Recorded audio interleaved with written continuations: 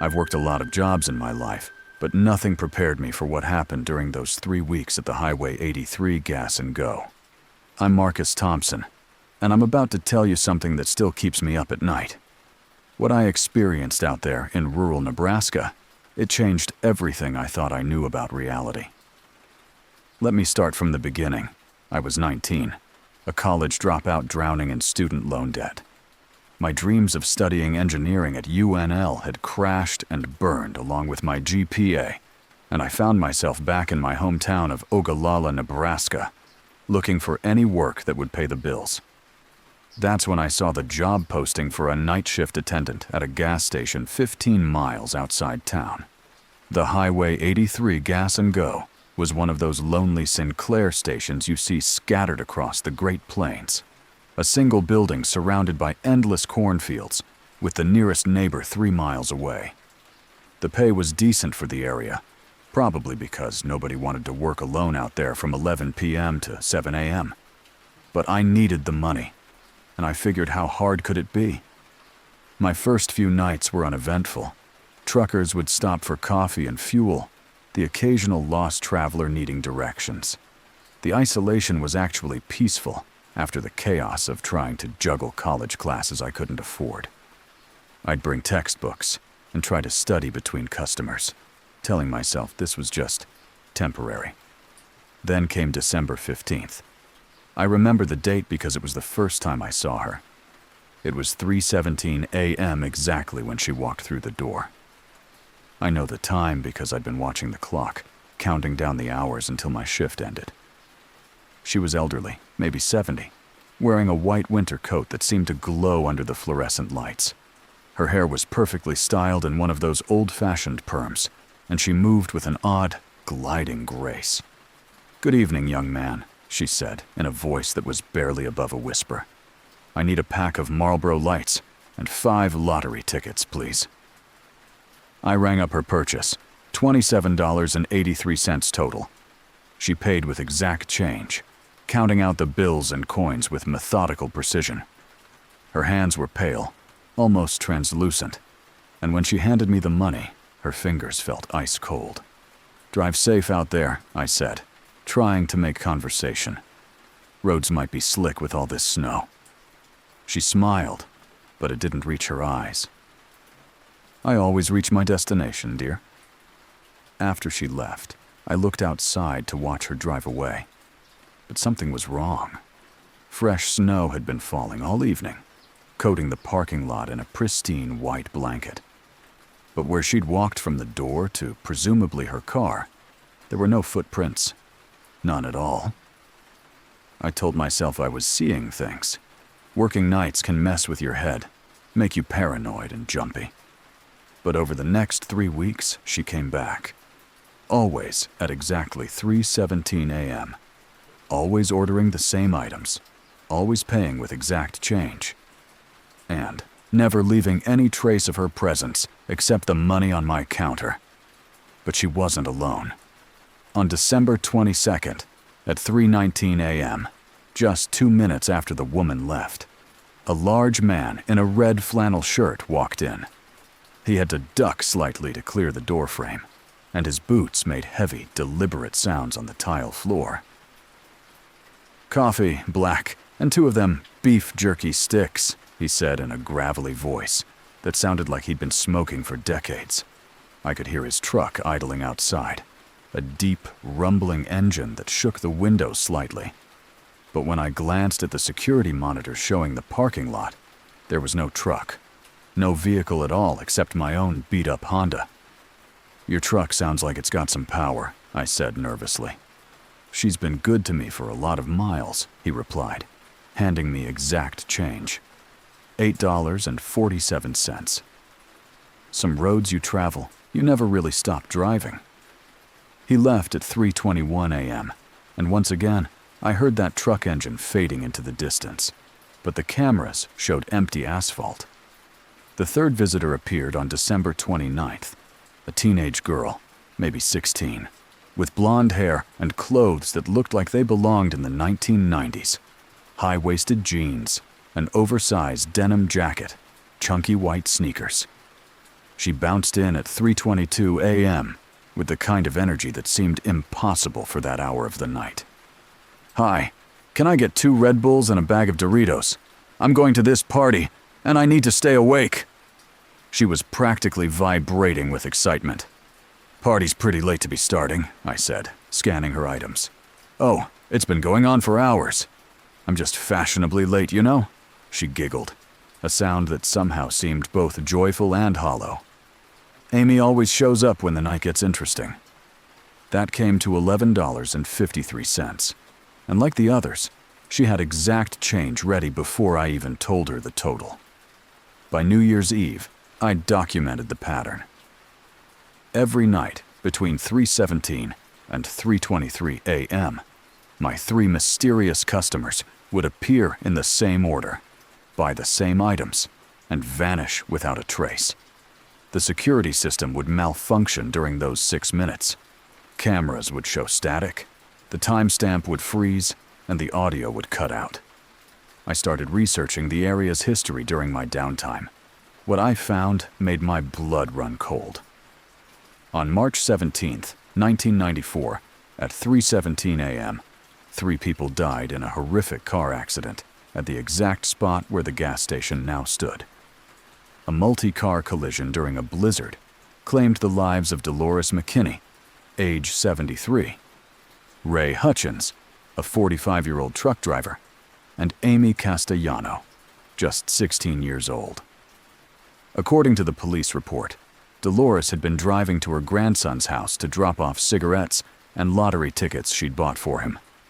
Ray was hauling freight cross-country, living on coffee and truck stop food. Amy was driving to a friend's party, hyped up on energy drinks and teenage invincibility. They were all going to different places, with different destinations and different dreams. But they died together when a drunk driver ran a red light at the intersection that no longer exists, the intersection that became the foundation for our gas station. The final night I worked there was January 15th. I decided to quit, but I wanted to see if I could somehow help these lost souls. At 3:16 a.m., I positioned myself directly in front of the door, watching the clock tick toward 3:17. They all appeared at once. Dolores, Ray, and Amy materialized simultaneously, moving in slow motion like they were walking through thick water. Their eyes found mine, and for the first time in all those weeks, they seemed to truly see me. Their mouths moved in unison, but no sound came out. I felt frozen, trapped in amber, as the clock stopped at exactly 3:19 a.m. Then I saw it, a vision that burned itself into my memory.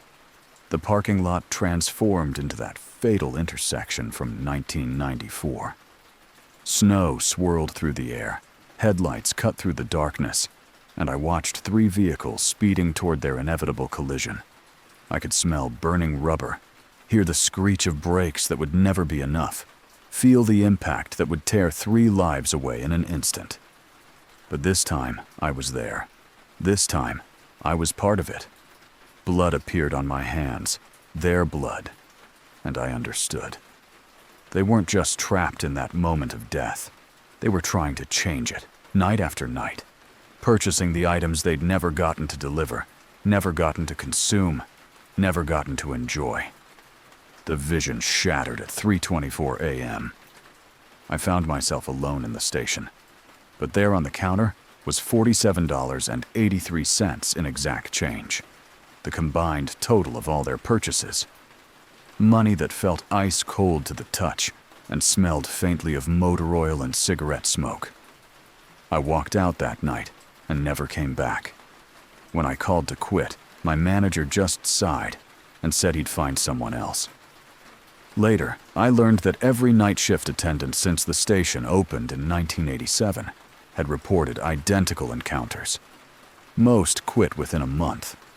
The few who stayed longer, well, let's just say they started talking to themselves a lot, and their families eventually had to intervene. The gas station is still there, still operational during the day. But if you're ever driving Highway 83 through Nebraska late at night, and you see those Sinclair lights glowing in the distance. Maybe keep driving. Some customers are still trying to complete purchases that will never bring them peace, and some debts can never be paid in full, no matter how exact the change might be.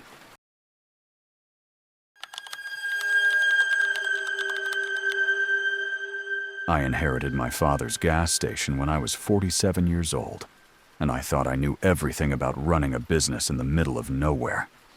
My name is Janet Rodriguez, and for 30 years, I watched my dad serve travelers on Old Route 66, outside Barstow, California. What I didn't know was that some customers never really leave, and some relationships can survive even death. Rodriguez Chevron had been in our family since 1963, when my father first scraped together enough money to buy the property from a retiring couple who wanted to escape to Phoenix. It wasn't much, just a small station surrounded by Joshua trees and endless Mojave Desert. But it was ours.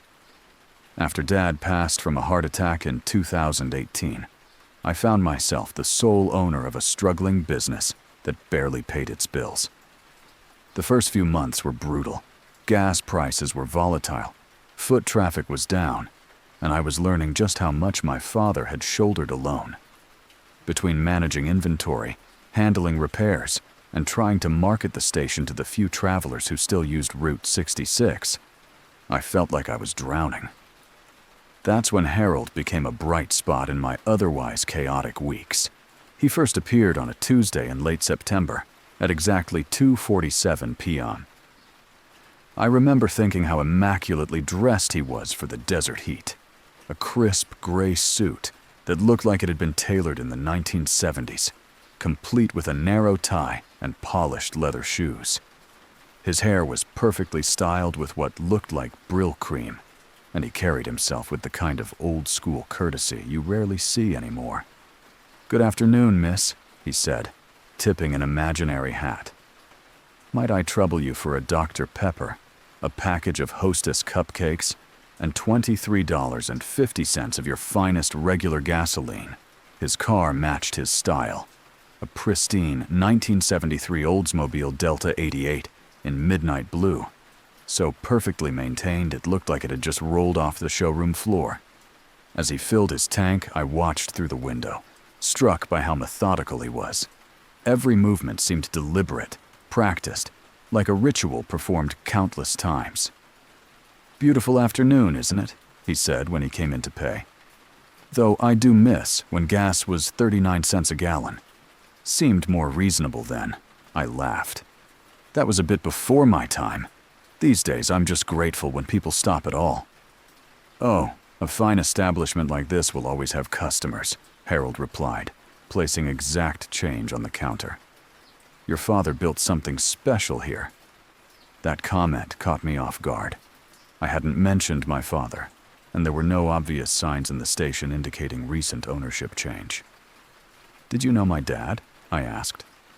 Harold smiled, but there was something distant in his eyes.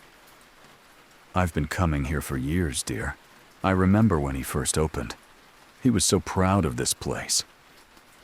For the next month, Harold visited every Tuesday at 2:47 p.m. sharp. His routine never varied. "Dr. Pepper, cupcakes, $23.50 in gas, exact change. Polite conversation about how things had changed since the good old days."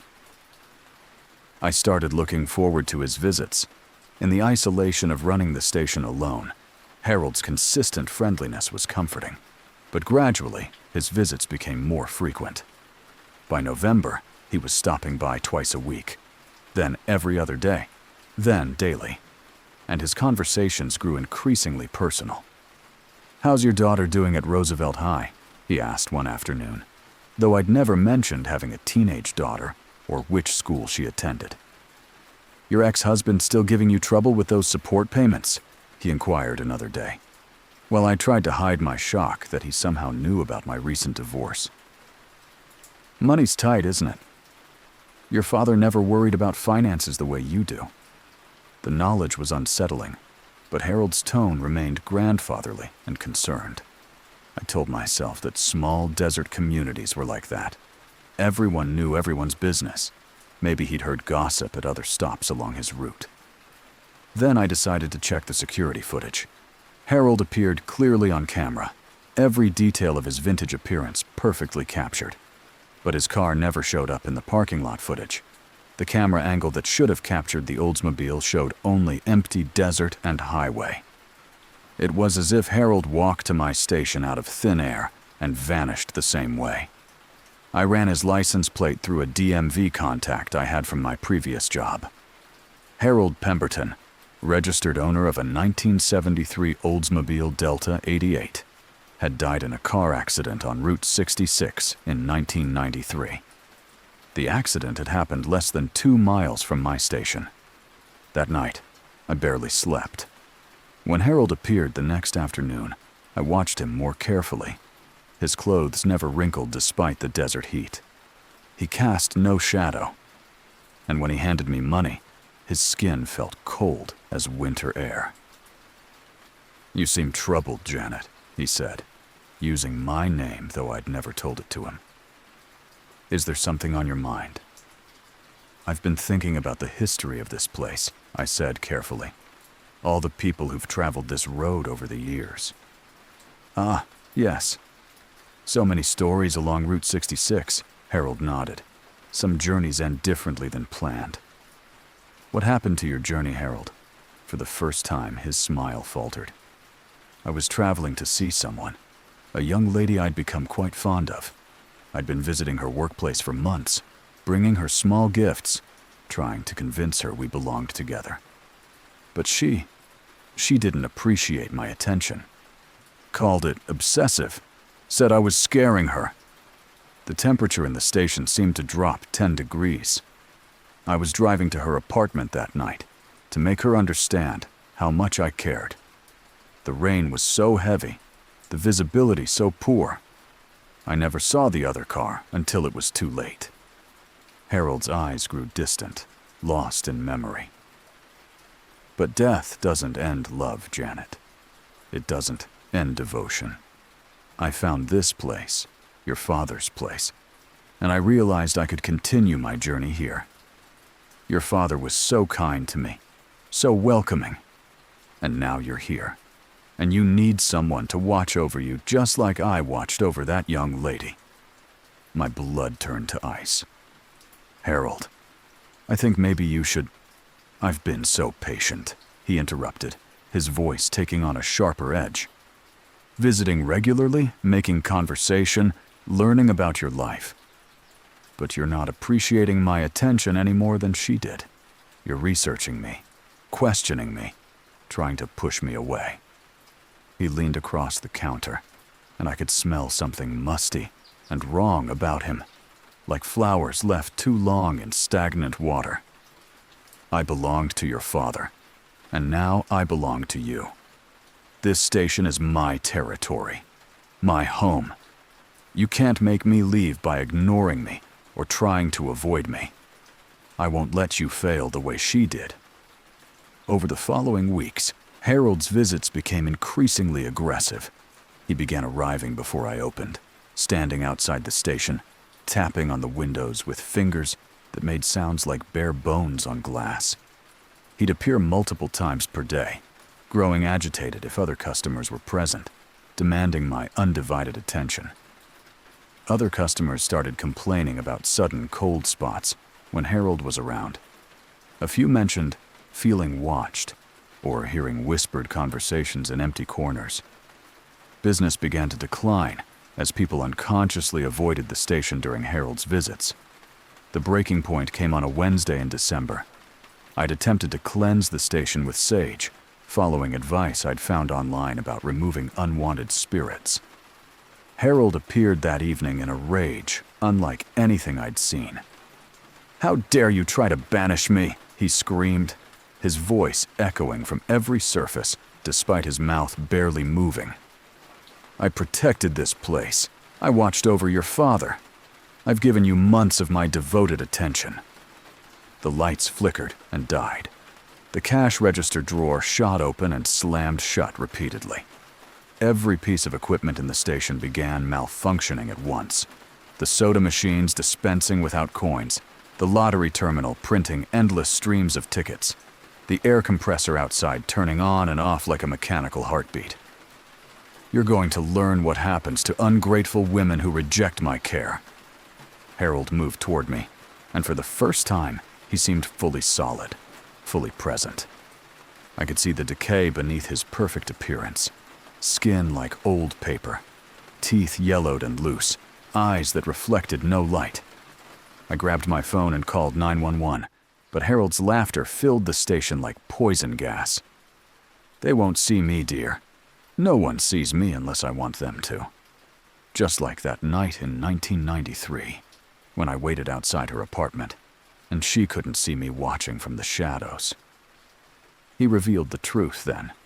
He'd been stalking a young woman who worked at a diner in Barstow. For months, he'd escalated from regular customer to obsessive pursuer, showing up at her workplace daily, following her home, leaving gifts on her doorstep.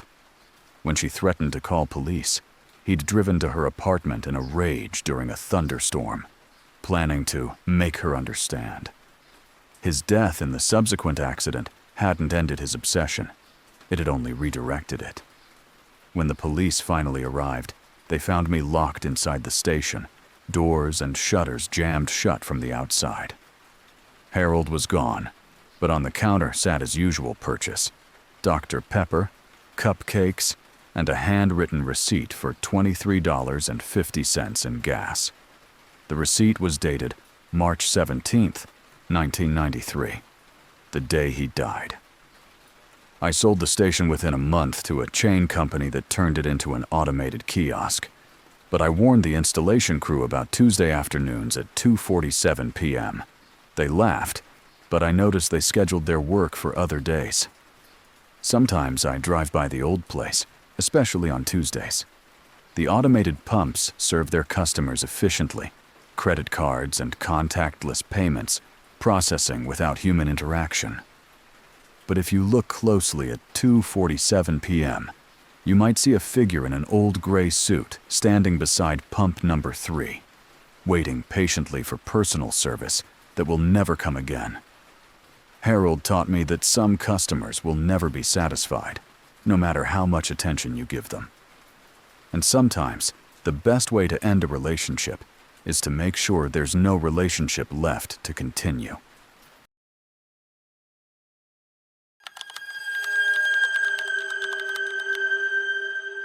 The sound came low at first, just a shift of snow, a quiet rustle in the pine.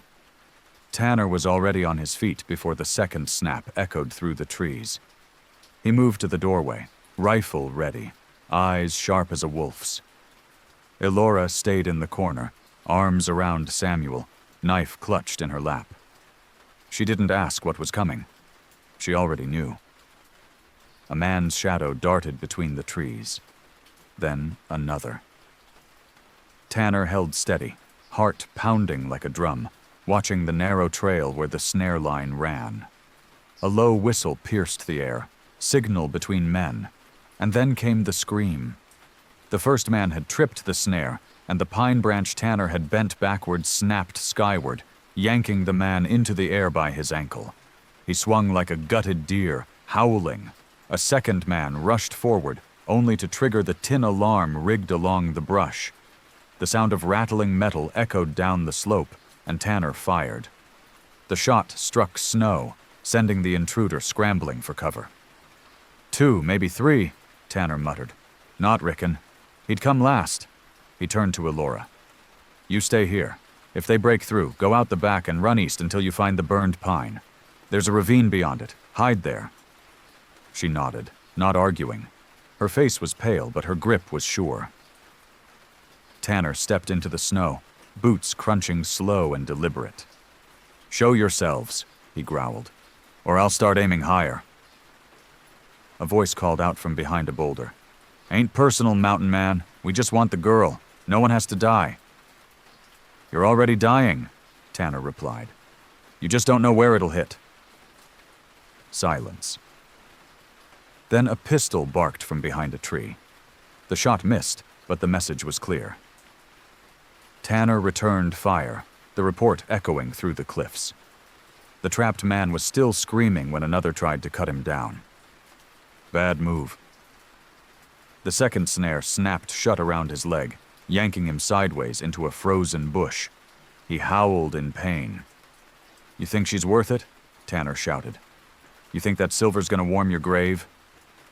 One man broke and ran. Tanner didn't fire. He wasn't a killer if he didn't have to be. The others followed, dragging their injured companions. The forest swallowed them. Tanner stood there in the snow, breathing hard, until the woods fell quiet again. He turned back to the cabin, where Elora was watching through the crack in the door, tears shining in her eyes. "They'll come again," he said. "Soon." She stepped out, took his hand. "Then we fight again." Paneling, orange carpet, displays of CB radios, and trucking accessories that had been obsolete for decades. But everything was spotless, like a museum exhibit of how truck stops used to look. The attendant behind the counter looked about 25, wearing a clean Texaco uniform with Eddie embroidered on the pocket. His smile was friendly, but somehow artificial, like a department store mannequin. "Evening, driver. Fill her up tonight." "Yeah, need diesel and whatever food you've got that won't kill me," I said, studying his face. Something about his eyes bothered me.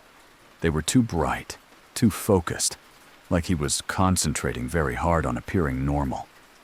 "We've got fresh coffee, hot sandwiches, all the usual road food. You passing through or staying the night?" "Just passing through.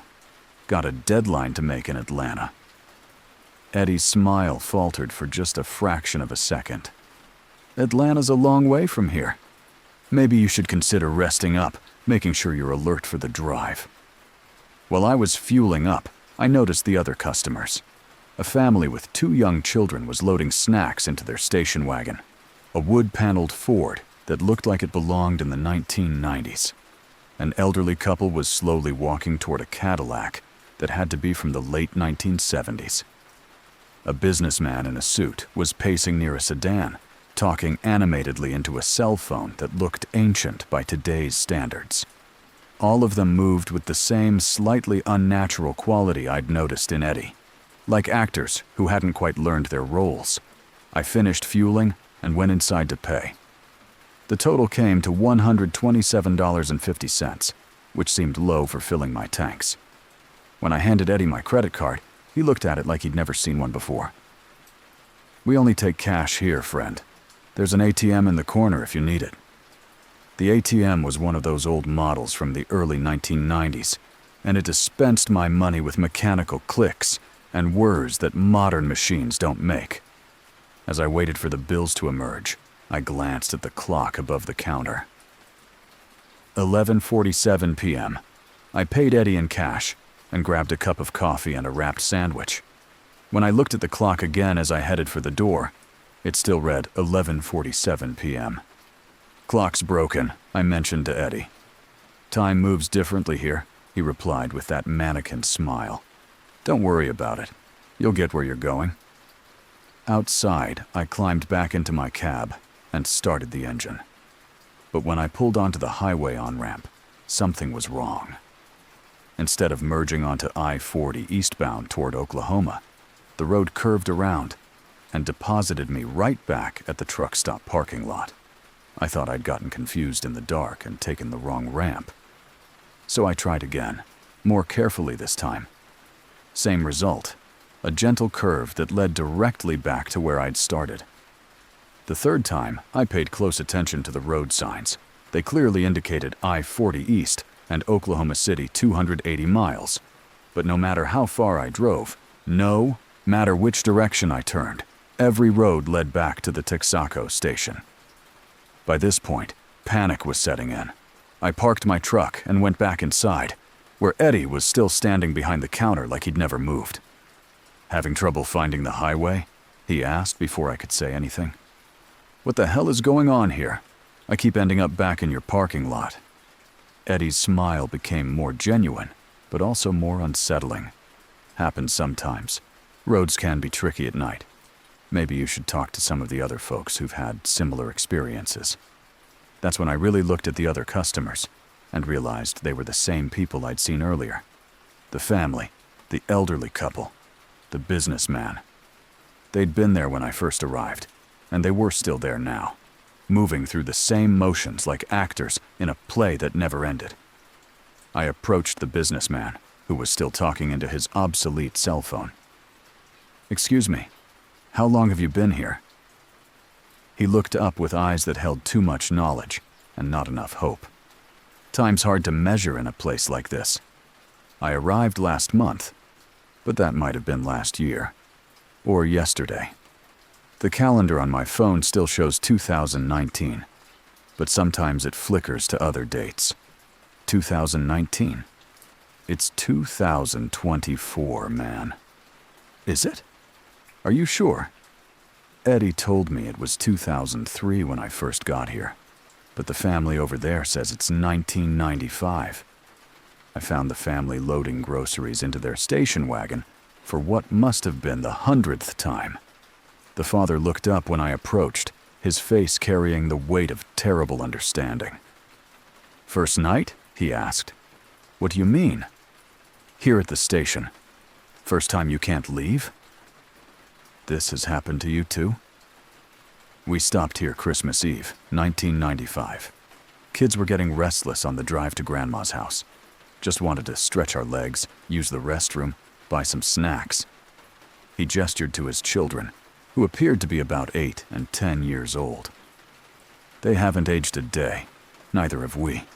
We keep trying to leave, keep loading up the car, keep saying goodbye to Eddie. But we're still here."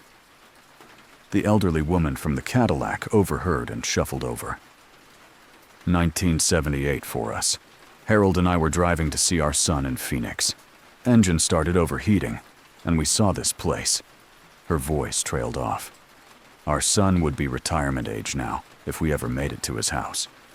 Time keeps moving out there, but here we're stuck. I spent what felt like hours talking to the stranded travelers. There were dozens of them, maybe hundreds, all trapped in the same 6-hour loop from 11:47 p.m. to 5:47 a.m. Some had been there for decades by outside time measurement, others for just days or weeks. All had the same story. They'd stopped for fuel, food, or repairs, and found themselves unable to leave. Eddie explained the rules when I confronted him directly. "This place exists between places," he said, his facade of normalcy finally dropping. "Not quite in your world, not quite out of it. It feeds on travelers, on the energy of people in motion. The longer you stay, the more it takes from you, until you become part of the station itself." "And you? How long have you been here?" "Since 1987. I was the original night shift manager when this place first opened. There was an accident, electrical fire, and I died trying to save the building. But my consciousness stayed, bound to this place. Now I help it function, help it attract new visitors. Let us go, I demanded. We don't belong here. Belonging isn't the point. Staying is. The station needs travelers to survive, and travelers need the station to exist. It's symbiotic. You'll understand once you've been here longer." But I noticed something Eddie didn't say, that some people had escaped. Over the next several loops, I paid attention to which travelers seemed most solid, most present, and which ones were starting to fade around the edges. The ones who'd been there longest were becoming translucent, their voices growing distant, their movements automatic. The ones who fought against the routine, who refused to accept the station's hospitality, stayed more solid. I found a small group of truckers who'd been maintaining their independence by refusing to eat the station food, refusing to rest in the driver's lounge, refusing to engage with Eddie's friendly conversation. They still looked human, still had hope in their eyes. "There's a window," one of them explained in a whisper. Right at midnight, when the clock tries to reset itself. If we all leave at exactly the same time, if we push against the barrier together, some of us might make it through. Some of us? The station won't let everyone go at once. It needs to keep a certain number of people to maintain the illusion. But a few can escape if the others stay behind. The plan was desperate, but simple. At 11:59 p.m., everyone who still had the strength would get in their vehicles and drive toward the exit simultaneously. The collective force of our will to leave might overwhelm the station's ability to contain us. As midnight approached, I saw Eddie watching us with growing alarm.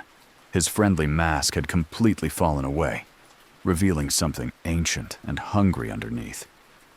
"You can't all leave," he called out, as engines started across the parking lot. "This place will die without travelers to sustain it. You'll destroy something beautiful and necessary." "Good," I shouted back, putting my truck in gear. The countdown hit 0, and dozens of vehicles surged toward the single exit. I felt resistance, like driving through invisible molasses, but I kept my foot on the accelerator and my eyes fixed on the road ahead. In my mirrors, I saw some trucks and cars being pulled backward by unseen forces, their drivers screaming silently behind windshields that reflected nothing.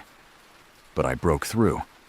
One moment I was fighting against the station's gravitational pull, and the next I was merging onto real I-40, with real traffic and normal highway signs reflecting in my headlights. My GPS came back online. My CB radio crackled with real truckers, talking about real roads, and the world felt solid again. When I checked my logbook, only 45 minutes had passed since I'd first stopped at the station, but I felt like I'd aged years. The load of electronics made it to Atlanta on schedule, and my dispatcher never asked why I looked like I'd seen a ghost. I've been back through that stretch of Interstate 40 many times since then, always during daylight hours. Where the station should be, there's nothing but an empty lot with some concrete foundations and a faded sign that reads, "Future home of Travel Center, coming soon." Local records show the lot has been vacant since 1987, when a truck stop burned down in an electrical fire that killed the night manager. But sometimes, late at night, when I'm running behind schedule and my fuel gauge is getting low, I see lights in that empty lot, bright and welcoming, with signs advertising hot coffee and diesel fuel and a place to rest. And I hear Eddie's voice on my CB radio, friendly and helpful, offering directions to the best truck stop in Texas, just a few miles ahead at mile marker 89. I always keep driving. Some rest stops aren't worth the stop, no matter how tired you are or how empty your tanks might be. Because once you pull off that highway, you might never find your way back to the road you were meant to travel. If you're still listening, you probably enjoy stories like this. A like or a comment helps keep them alive. It really helps, really.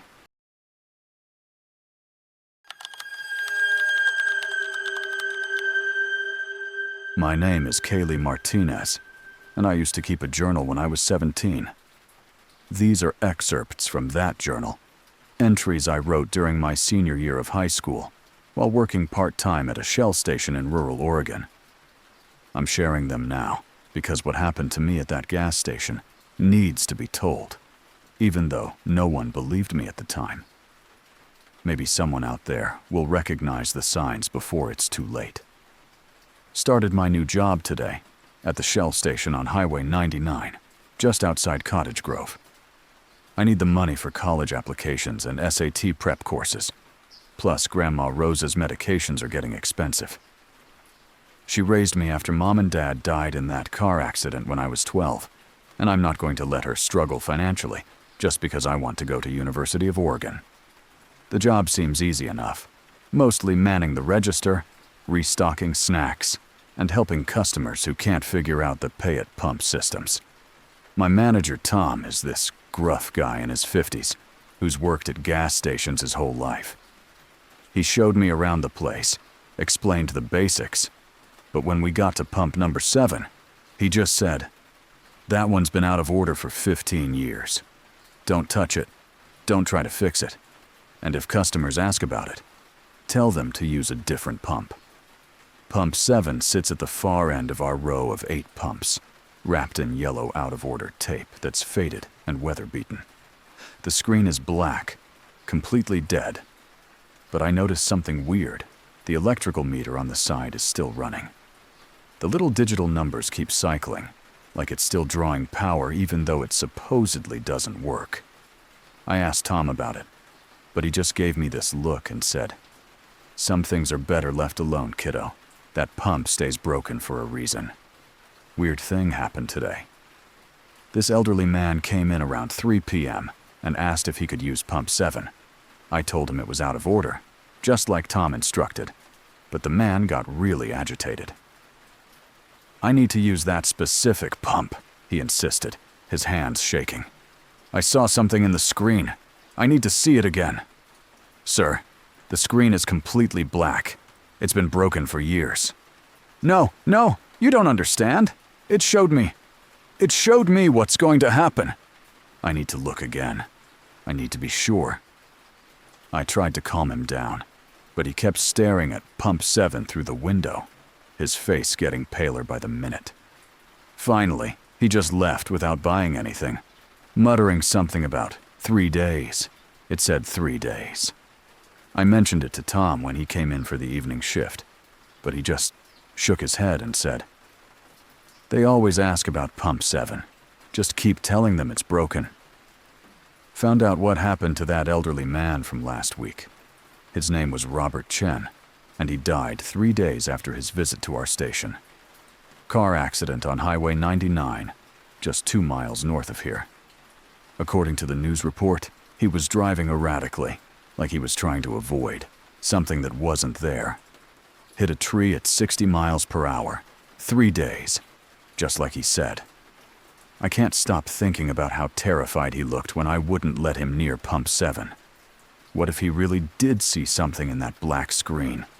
What if I could have helped him somehow? I did some research at the library today. Turns out there was an employee here named Jimi Hendrix who died at pump 7 back in 2008. Lightning strike during a thunderstorm, but witnesses said he was screaming about seeing his death right before the lightning hit. Tom won't talk about Jimmy, but Mrs. Patterson, who works at the grocery store across the street, remembers that night. She said Jimmy had been acting strange for weeks before he died, constantly staring at pump 7's screen, asking customers if they could see anything in the reflection. More people are asking about pump 7. It's like there's something drawing them to it, some kind of magnetic pull they can't resist. Today it was a construction worker who kept insisting the screen was flickering. When I looked, it was just black like always, but he was adamant that he could see images moving in the darkness. "It's showing me falling," he said, his face white with terror. "I'm on scaffolding, and I'm falling. Over and over again."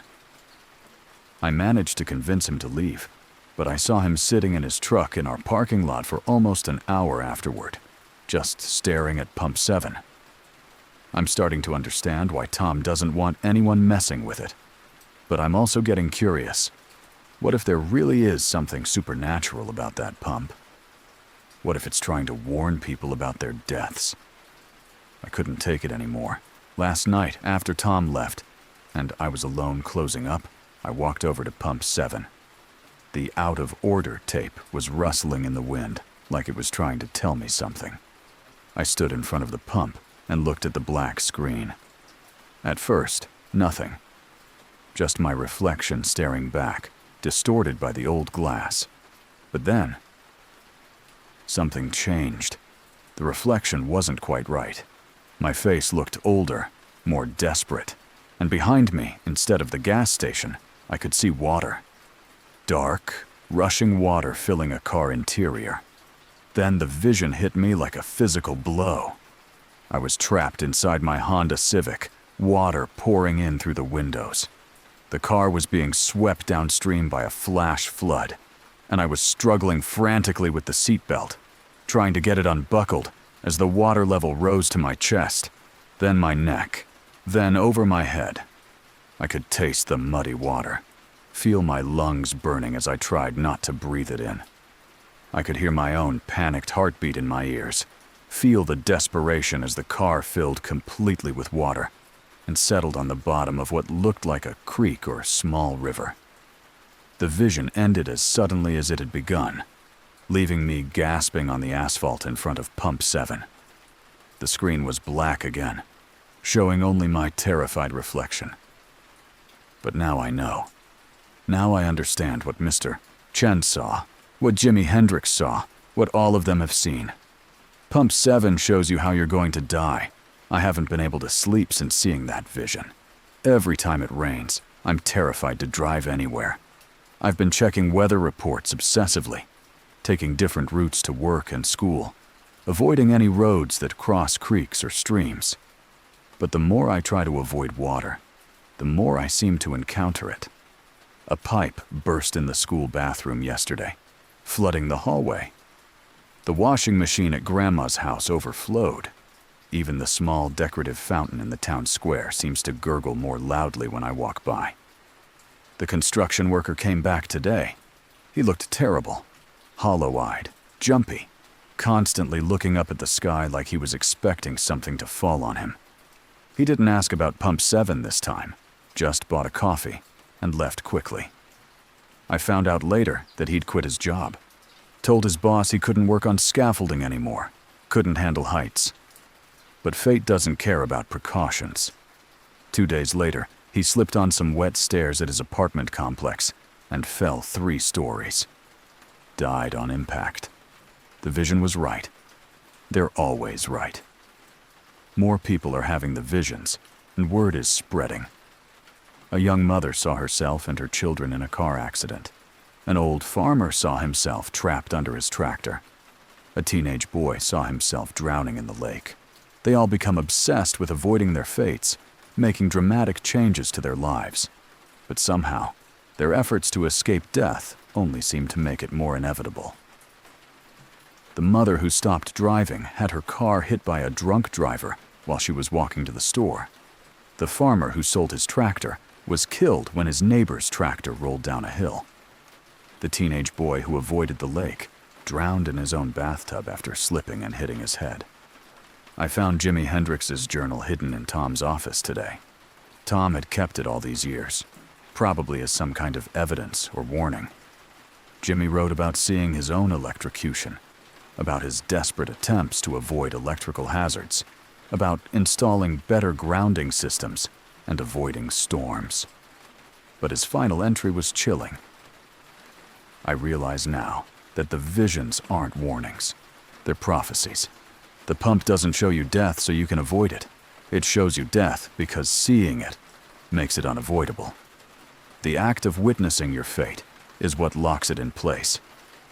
Jimi died the next night, struck by lightning at Pump 7 while trying to destroy the electrical connections that powered it. I've been doing research on the history of this land. The gas station was built in 1993, but before that, this spot was the site of a tragic accident.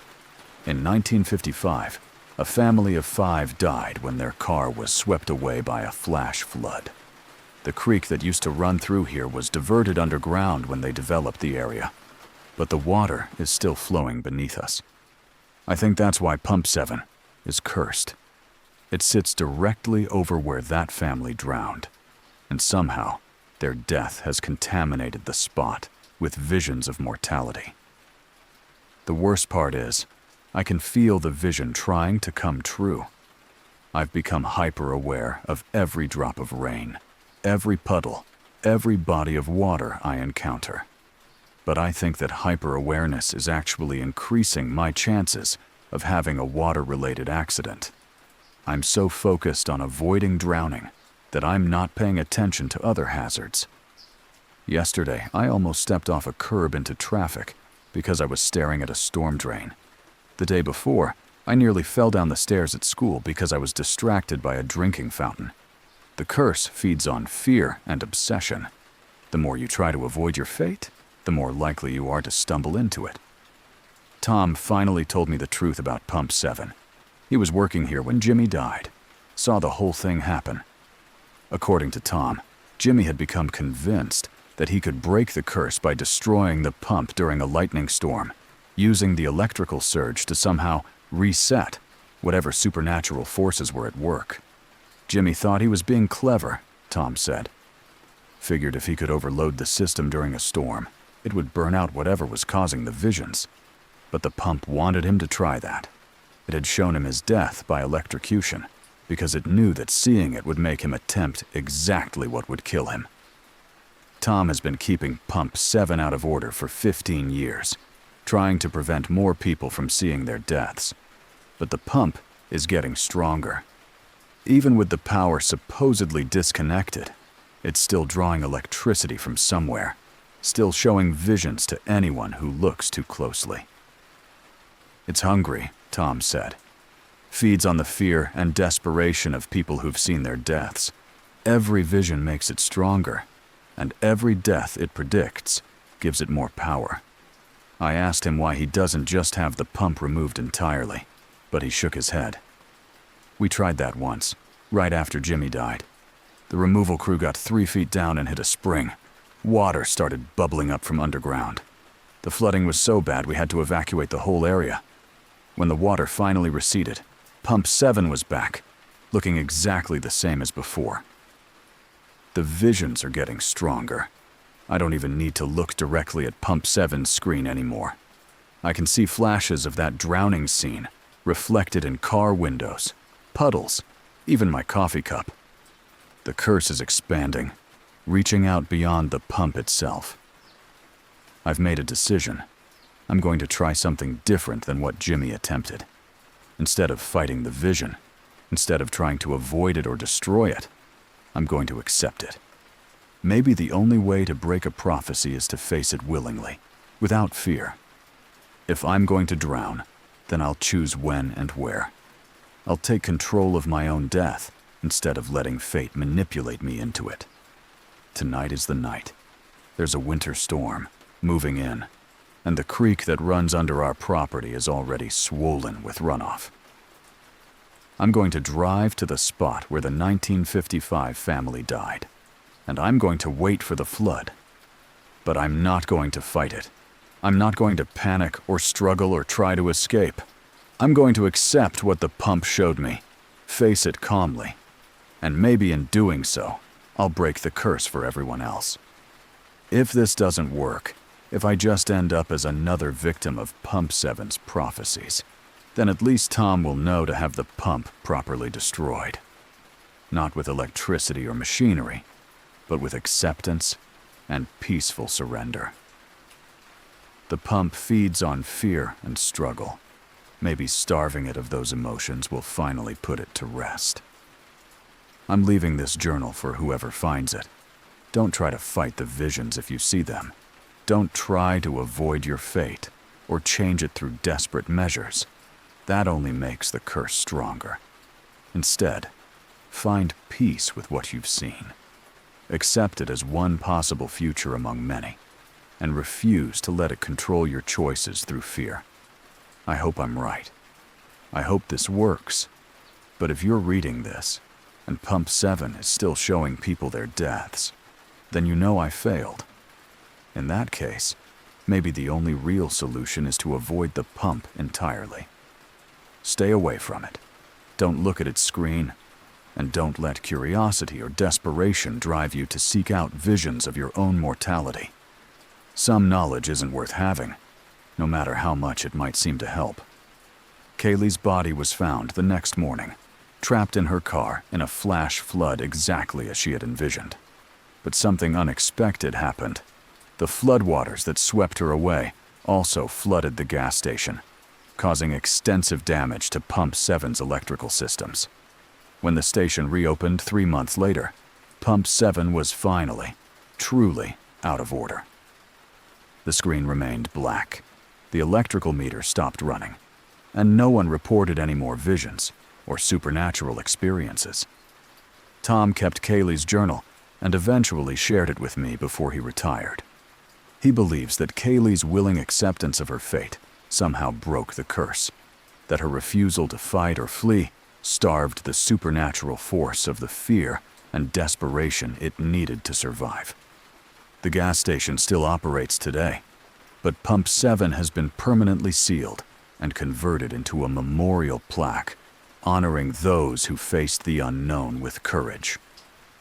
Whether Kaylee's sacrifice truly ended the curse, or whether it's simply dormant, waiting for the right conditions to return, no one can say for certain. But the locals in Cottage Grove still avoid that pump, just in case.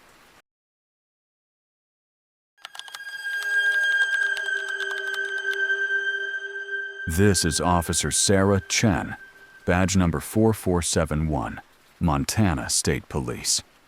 What I'm about to record should have been filed as an official incident report, but my superiors made it clear that certain experiences don't belong in official documentation. They suggested I take early retirement instead of pursuing an investigation that might damage my credibility and the department's reputation. So this is my unofficial account of what happened at mile marker 666 on Highway 2 near the Canadian border. I'm recording this for my own sanity and as a warning to any other law enforcement officers who might find themselves patrolling that God-forsaken stretch of road. I've been a state trooper for 8 years, assigned primarily to the northern Montana highways, where you can drive for hours without seeing another human being. It's lonely work, but I prefer the solitude to the chaos of city policing. Out here, you deal with wildlife crossings, weather emergencies, and the occasional tourist who's gotten themselves lost in the wilderness. The Phillips 66 station at mile marker 166 had always been on my patrol route, but I'd never paid it much attention. It's the only fuel stop for 80 miles in either direction, serves as a lifeline for truckers and travelers crossing between Montana and Canada. The owner was a man named Dale Whitmore, though everyone called him Pastor. Dale because he'd apparently done some preaching before taking over the gas station. The missing person cases started in July. Maria Santos, a traveling nurse driving from Billings to Calgary, was last seen at the mile marker 666 station around 11 p.m. on July 15th. Her car was found abandoned 20 miles north of the station the next morning. Engine still running, driver's door open, personal belongings scattered across the front seat. No signs of struggle, no blood, no evidence of mechanical failure or accident. The second case was the Morrison family.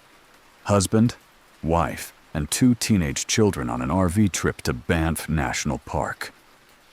Last confirmed sighting was at the same station on August 3rd, around midnight. Their RV was discovered 3 days later in a rest area 60 miles away, completely empty, but with all their belongings still inside, including wallets, cell phones, and the keys in the ignition. By the time Todd Brennan disappeared in late August, I was starting to see a pattern. Todd was a geology graduate student, researching underground water systems in northern Montana.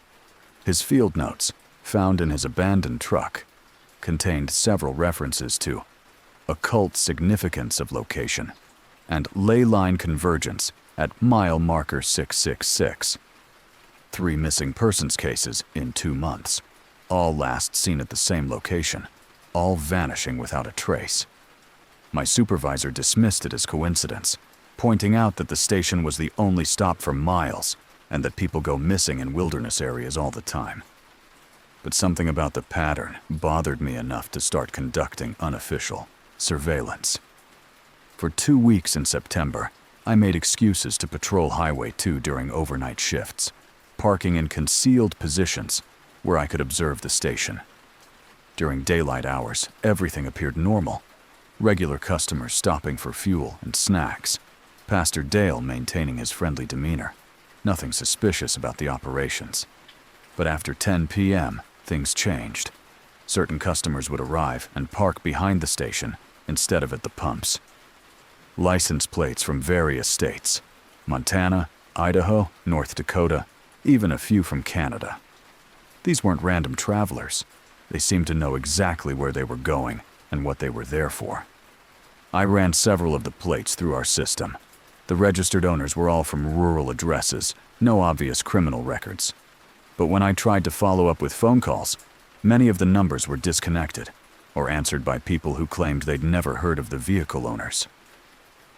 On September 24th, I decided to investigate more directly. I waited until around midnight, then approached the station posing as a stranded motorist whose car had broken down a few miles back. Pastor Dale was working alone, as usual, and seemed genuinely concerned about helping me. "Terrible night to be stuck on the highway," he said, his voice carrying the practiced warmth of someone accustomed to helping travelers in distress. "We can call a tow truck, but it might be morning before anyone can get out here. You're welcome to wait inside where it's warm." Dale was in his 60s, gray-haired and soft-spoken, with the kind of grandfatherly demeanor that immediately put people at ease. As we talked, he asked probing questions about my journey, where I was coming from, where I was headed, what had brought me to this particular stretch of highway at such a late hour. "Sometimes people end up in places for reasons they don't immediately understand," he said, his eyes studying my face carefully. "Are you open to the possibility that your car trouble might be part of a larger plan?" The conversation felt like a recruitment pitch disguised as spiritual guidance. Dale spoke about people who were called to certain locations, about the importance of being receptive to truth, about how the universe sometimes guided seekers to exactly where they needed to be. While he talked, I noticed details about the station that I'd missed during my long-distance surveillance. Decorative elements that looked innocuous at first glance, but revealed themselves as occult symbols when viewed more carefully. A metal sun decoration above the coffee machine had 8 points instead of the traditional rays, the chaos star used in certain magical practices. Wind chimes near the door were arranged in patterns that corresponded to ancient protective sigils. When Dale offered to show me to a restroom where I could freshen up, I discovered something that made my blood run cold. The restroom had a false wall. Section of paneling that looked solid, but moved slightly when pressure was applied. Behind it was a narrow staircase leading down into darkness. I made an excuse about feeling dizzy from the cold and asked Dale for some water, then used the opportunity to quickly examine the hidden entrance. The stairs descended at least 20 feet underground, ending at what appeared to be a wooden door. When I returned to the main area, Dale was watching me with an expression that was no longer grandfatherly.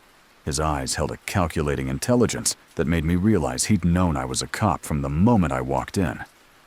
"Find what you were looking for, Officer Chen?" My hand instinctively moved toward my service weapon, but Dale raised his hands peacefully. "No need for that. We've been expecting you. In fact, your arrival tonight was prophesied during our last gathering." "What gathering? What are you talking about?" "The faithful meet here twice monthly, Officer Chen, drawn by the spiritual energy that converges at this location. Mile marker DIX666 isn't just a number. It's a coordinate in a system of power that most people can't see or understand." Dale explained that he'd taken over the gas station 15 years earlier, not for the business opportunity, but because of its location at the intersection of what he called ley lines, invisible channels of spiritual energy that crisscross the earth. According to his beliefs, mile marker 666 sat at a particularly powerful convergence point, making it ideal for what he termed communion with forces beyond the physical realm. The missing travelers weren't random victims, Officer Chen.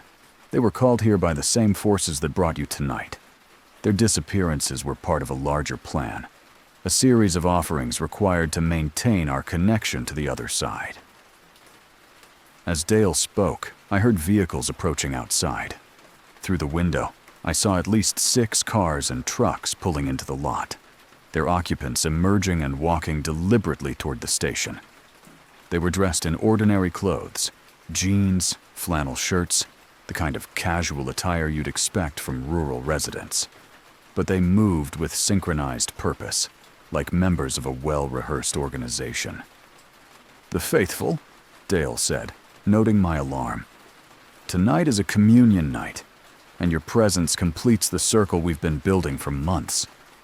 12 people entered the station, ranging in age from teenagers to elderly adults. None of them seemed surprised to see me there. In fact, several nodded at me like they'd been expecting our meeting. Dale led the group toward the restroom, where the false wall swung open to reveal the staircase I'd discovered. As we descended into the underground chamber, I realized I was witnessing something that went far beyond simple missing persons cases. The basement chamber was circular, maybe 30 feet in diameter, with stone walls that looked much older than the gas station above. Candles provided flickering illumination, casting dancing shadows on carved symbols that covered every surface. At the center of the room was an altar made of black stone, surrounded by personal belongings I recognized from the missing persons reports: Maria Santos's nursing ID badge, the Morrison family's Canadian travel guidebooks, Todd Brennan's geological survey equipment. "Each offering strengthens our connection," Dale explained, as the group formed a circle around the altar. "Each person who comes to us willingly or through calling helps bridge the gap between our world and the realm of infinite knowledge." The ritual began with chanting in a language I didn't recognize, words that seemed to come from deep in the earth itself. The temperature in the chamber dropped noticeably, and the candle flames began flickering in patterns that defied the still air. As the chanting intensified, shadows on the walls started moving independently of the people casting them. The carved symbols seemed to pulse with their own inner light, and I could hear something responding from beyond the stone walls. A voice or presence that spoke without words, communicating directly with some primal part of the human mind. That's when I understood the true horror of what was happening. The missing persons hadn't been murdered in any conventional sense. They'd been offered to something that existed in the spaces between reality, something that fed on human consciousness and used locations like mile marker, 666 as doorways into our world. Dale turned to me with eyes that reflected the impossible darkness gathering in the chamber. "The entity demands a price for each communion, Officer Chen. Your arrival wasn't coincidence. It was necessity. The cycle requires completion, and you represent the final component in tonight's offering." The other cult members began moving closer, but they weren't attacking in any physical sense. Instead, they were channeling something that reached directly into my mind, trying to overwhelm my thoughts with alien consciousness that wanted to wear my body like a suit of clothes. I managed to break free during the chaotic manifestation, fighting my way back up the stairs as inhuman voices filled the chamber below. My radio crackled to life as I reached ground level, and I called for immediate backup while barricading myself behind the counter. When the backup units arrived 20 minutes later, they found me alone in an empty gas station. The underground chamber was gone. The restroom floor showed no signs of the hidden entrance, and ground-penetrating radar found only solid earth beneath the building. Dale Whitmore was discovered dead in his apartment in town, apparently from natural causes that had occurred several days earlier. My body camera had recorded the entire incident, but the footage showed me talking to empty air in an abandoned station, going through the motions of conversations with people who weren't there. According to the wide electronic evidence, I'd spent the entire evening alone, possibly experiencing some kind of psychological breakdown. The missing persons cases were officially closed as presumed lost in wilderness area, and I was strongly encouraged to seek psychological counseling. The department psychiatrist diagnosed me with stress-induced hallucinations brought on by isolation and the pressure of unsolved cases. But I know what I experienced was real. The cult, the underground chamber, the entity that fed on human consciousness. All of it happened exactly as I've described. The fact that reality somehow reset itself, erasing all evidence of the supernatural activity, only proves how powerful and dangerous these forces really are. Since that night, 3 more people have gone missing near mile marker 666. The gas station appears abandoned during the day, but travelers report seeing lights in the windows after midnight. Local dispatch occasionally receives radio calls from my badge number, requesting backup at the station, even though I'm at home in bed when these calls are made. I accepted early retirement rather than face an official investigation that would have ended my career in disgrace. But I still drive by that stretch of Highway 2 sometimes, watching for signs that the cult has returned or that the entity they were serving has found new ways to feed. To any law enforcement officers who might patrol that area in the future, avoid overnight stops at mile marker 666. If you must investigate suspicious activity there, do it during daylight hours and never go alone. And if you encounter anything that challenges your understanding of what's possible in this world, document it thoroughly, but be prepared for no one to believe your reports. Some cases can't be solved through conventional investigation.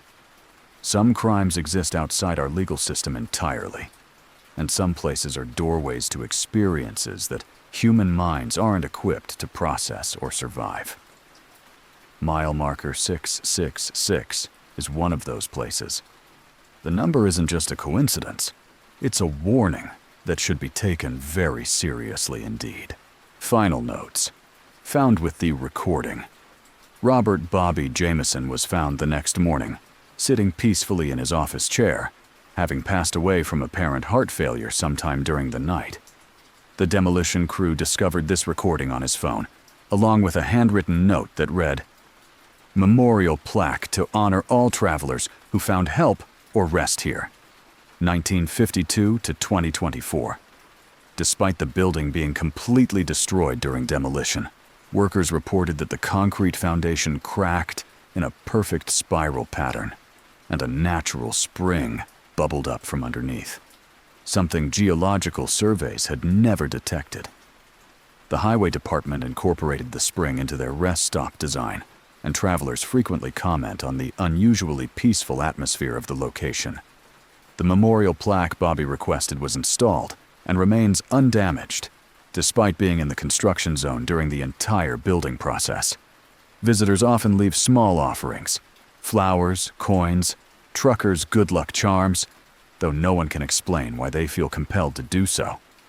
Highway workers report that late-night radio chatter in the area sometimes includes a friendly voice offering directions, weather updates, and encouragement to drive safe out there. Transmissions that don't correspond to any official radio stations or emergency services in the region.